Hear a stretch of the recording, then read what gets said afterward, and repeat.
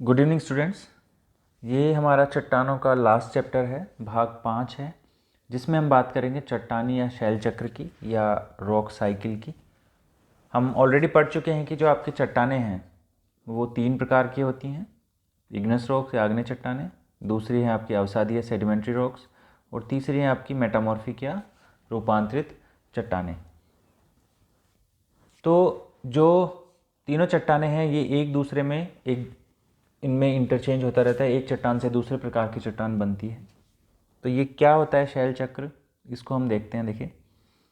देखो rock cycle, शैल चक्र या चट्टानी जो चक्र है वो क्या है। चट्टानें अपने मूल रूप में अधिक समय तक नहीं रहती। चट्टानें जो हैं अपने मूल रूप को परिवर्तित करती रहती हैं। अलग अलग दशाओं में एक प्रकार की चट्टान का दूसरे प्रकार की चट्टानों में परिवर्तन होना शैल चक्र के रूप में जाना जाता है। तो जो चट्टानी चक्र है या शैल चक्र है वो क्या होता है, एक प्रकार की चट्टान का दूसरे प्रकार की चट्टान में परिवर्तन शैल चक्र कहलाता है। शैल चक्र एक सतत प्रक्रिया है, एक कंटिन्यूस प्रोसेस है, जिसमें पुरानी जो चट्टानें हैं वो परिवर्तित होकर नवीन रूप लेती हैं, मतलब उनका रूप परिवर्तित होता है। इस चक्र के दौरान, इस साइकिल के दौरान स्थलमंडल के पदार्थों में भौतिक परिवर्तन और खनिजों की संरचना में निरंतर परिवर्तन और निर्माण होता रहता है। ठीक है, तो ये जो चक्र है ये क्या करता है, स्थलमंडल के पदार्थों को साइक्लिंग करता है, चक्रण करता है, जिसमें उनमें भौतिक परिवर्तन होता है, साथ ही उनमें जो जिस खनिज से वो चट्टानें निर्मित होती हैं उन खनिजों की संरचना में भी निरंतर परिवर्तन होता है। अब शैल चक्र के लिए 2 दशाओं का होना आवश्यक है। कौन सी है ये 2 दशाएं? पहला है सतह पर दाब और तापमान का कम होना, और जो दूसरी दशा है वो है आंतरिक भागों में तापमान और दाब का उच्च होना। ठीक है, सतह पर तो दाब और तापमान कम हो और आंतरिक भागों में तापमान और दाब का उच्च होना। अब आप देखोगे कि किस प्रकार से ये चक्रण होता है। देखो, आग्नेय चट्टानें, जिनको प्राथमिक चट्टानें, प्राइमरी चट्टानें या फंडामेंटल रॉक्स भी कहते हैं, तथा अन्य जैसे अवसादी और कायांतरित चट्टानें, इन प्राथमिक चट्टानों से निर्मित होती हैं।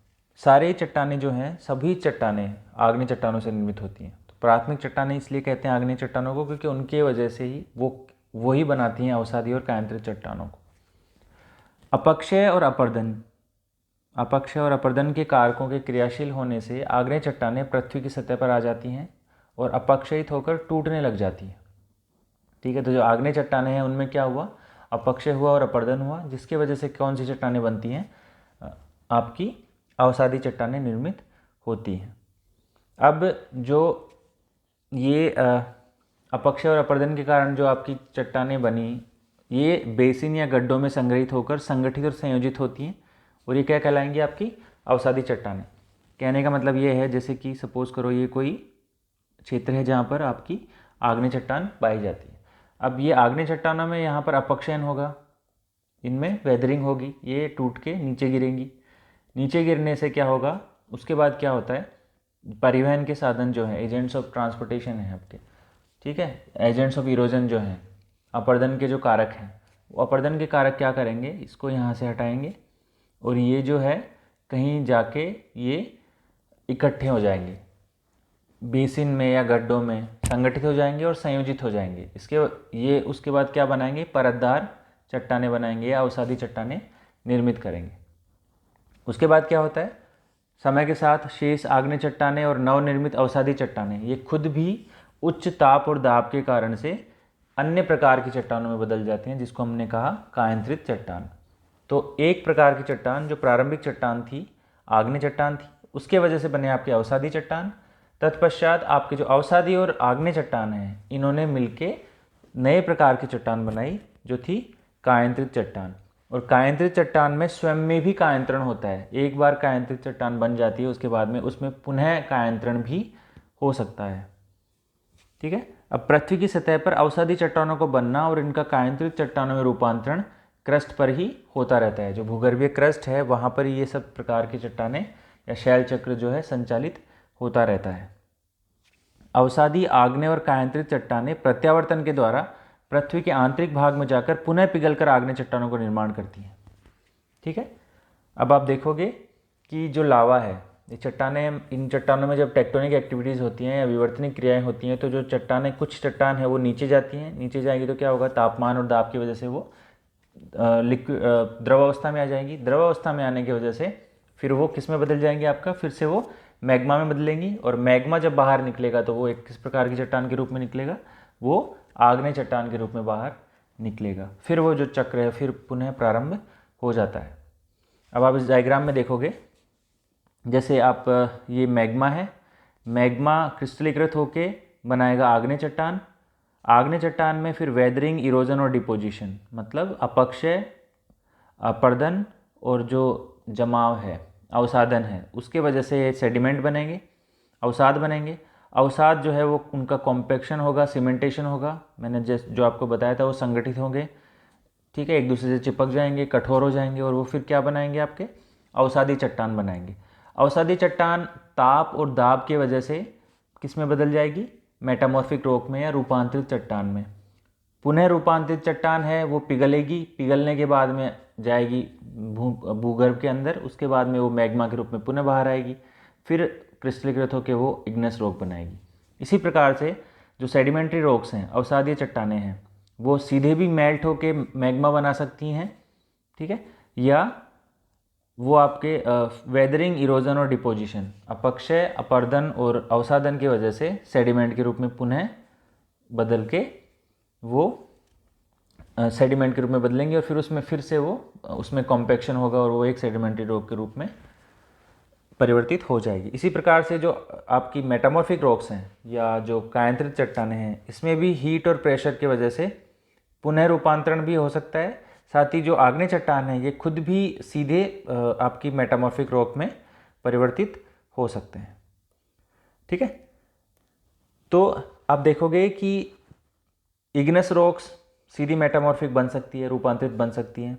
सेडिमेंट्री रॉक्स हैं वो भी रूपांतरित बन सकती हैं, और मेटामॉर्फिक रॉक में खुद में भी पुनः रूपांतरण हो सकता है। लेकिन एंड में क्या होगा, एंड में ये जो तीनों प्रकार की चट्टानें हैं, चाहे वो सेडिमेंट्री हों या फिर मेटामॉर्फिक हों या इग्नेस हों, ये क्या करेंगे, पुनः भूगर्भ में जाके मैग्मा के रूप में परिवर्तित होंगे और फिर से ये इग्नेस रॉक के आग्नेय चट्टान का निर्माण करेंगे। तो ये जो चक्र है ये चलता रहता है।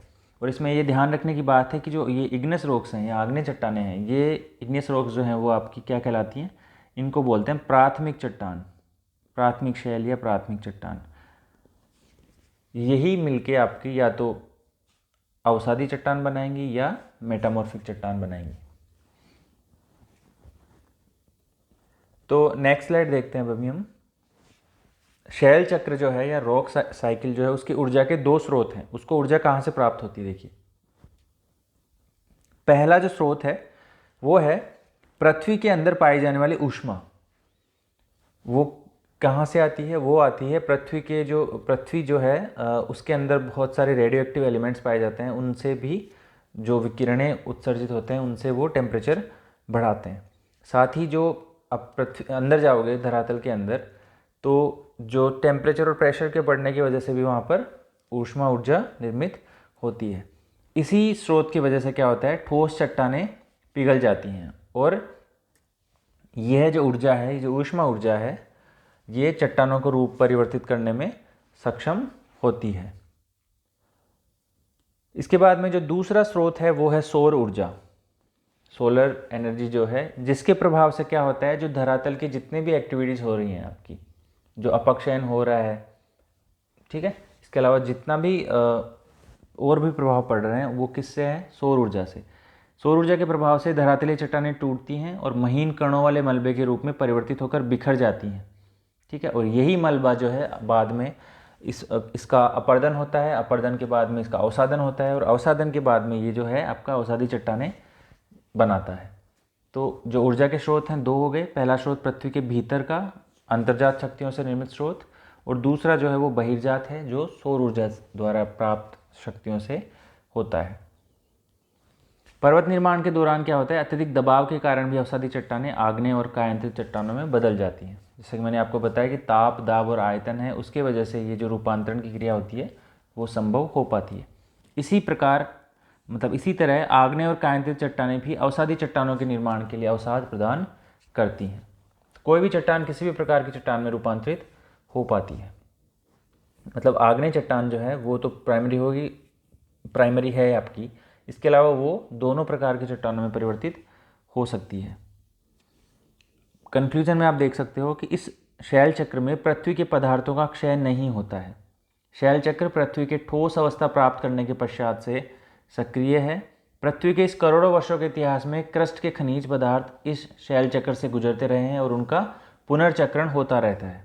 इसी चक्रीय व्यवस्था से पृथ्वी की आयु तथा भूगर्भिक इतिहास पर भी हमें प्रकाश पड़ता है। मतलब इस चक्रण से हम ये पता लगा सकते हैं कि पृथ्वी की आयु है वो कितनी है, उसका भूगर्भिक इतिहास कैसा रहा है, ये भी हम इससे पता लगा सकते हैं। इसी वजह से कहा जाता है कि जो चट्टानें हैं वो पृथ्वी के इतिहास के पन्ने हैं।